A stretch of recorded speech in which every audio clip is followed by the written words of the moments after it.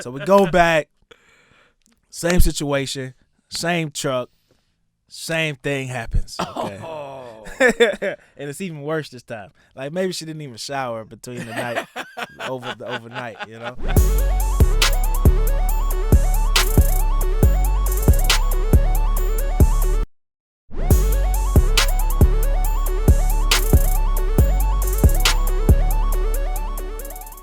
We have the official story of the week here, and we've told some great stories here. This is how we normally end the show. Okay, we've told stories about, you know, what, me seeing my first girl naked, some failed train stories, some me get hit so hard in part with a football doodled on myself.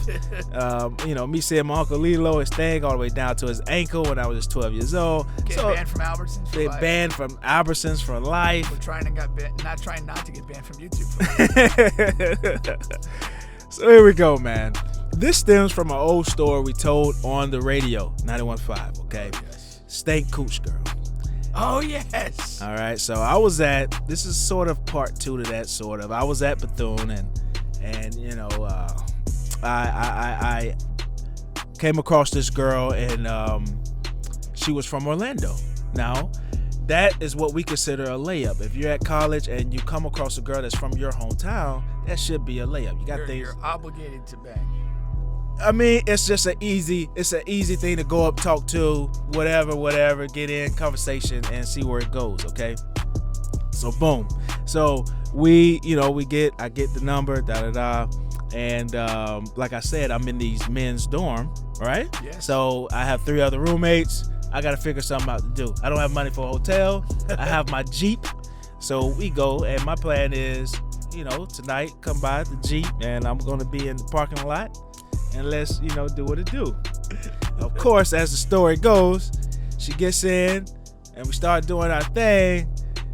And it is the first time I ever smelled stank cooch. It was the first time. And it was a god-awful smell, man. That's what stank cooch is. It's god-awful. So I couldn't perform, okay? I couldn't perform. So I made up an excuse. And I said, you know what? Okay, I just said, you know what? Tomorrow morning, let's come back. How did it? As soon as she dropped the pants, you were just overwhelmed, or what happened? Yes, man, overwhelmed, man. And she took off hers before I took off my clothes, so it was like I was able to like wiggle out of that. I don't know. I don't know how. It was definitely a performance of the ages, but I wiggled out of that, man. An Academy Award. Academy Award, man. Without letting her know that there was something wrong with her. You know what I mean? Because that's hard to do. I was gonna say though, did she lack the self-awareness to realize she had some stank cooch? Well, here it goes. I tell her like, okay, let's run it back tomorrow morning. So we go back 6. It's like 5, 6 in the morning. Like, you know, Really? This is how dedicated I am to getting this. Okay. So we go back. Same situation, same truck, same thing happens. Okay? And it's even worse this time. Like maybe she didn't even shower between the night overnight, you know. And it was just, you know, it was heartbreaking because number one, I had yet to burst my Bethune Cookman cherry, so I really needed this. You were sitting on 0. I was sitting on 0. Oh, you see what I'm saying? Tough. It's very tough, man. Desperate times call for desperate measures. That's just too desperate for me. You could have fought through some stank cooch and got on the board early.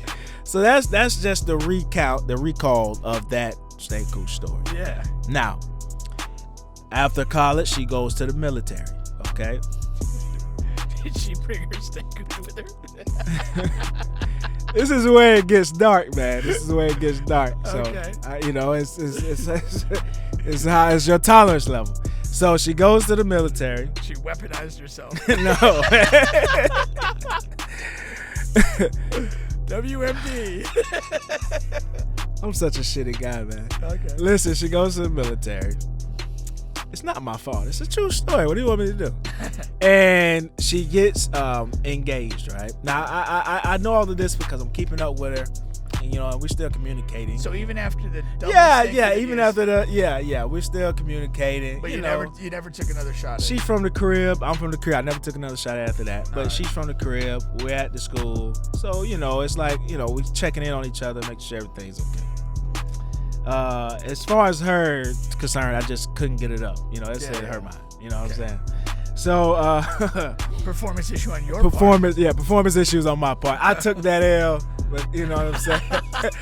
All right, hit me up now. A magnanimous gesture on your part. I took that L, man. Now listen,